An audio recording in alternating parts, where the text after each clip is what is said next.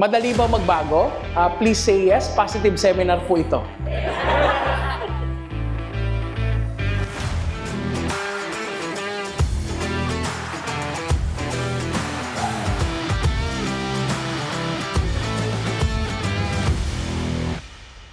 Madali ba magbago? Yes! A lot of times, people don't realize it that change, sabi nila, is constant, correct?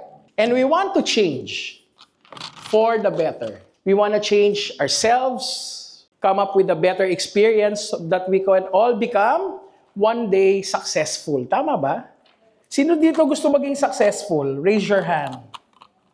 But can I tell you the truth? Marami sa atin continue to live in an experience of prison.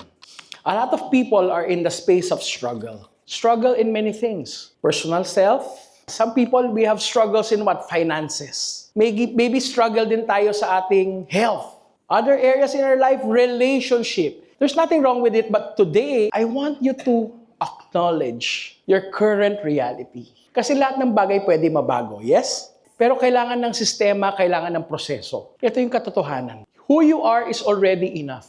Karapatan mong maging successful. If you're not, something is happening. Like I said, we were all born successful. It's just that something happened. Bakit ka nakulong? In your mind, body, and emotion, you're struggling. Para mabago. Hindi po instant, not automatic, but what we call the process of stability. Ano yung stability? Being able to do something constant and often and consistent. Yun po yung hinahanap natin. How can I be consistent? You wanna lose weight? Be consistent.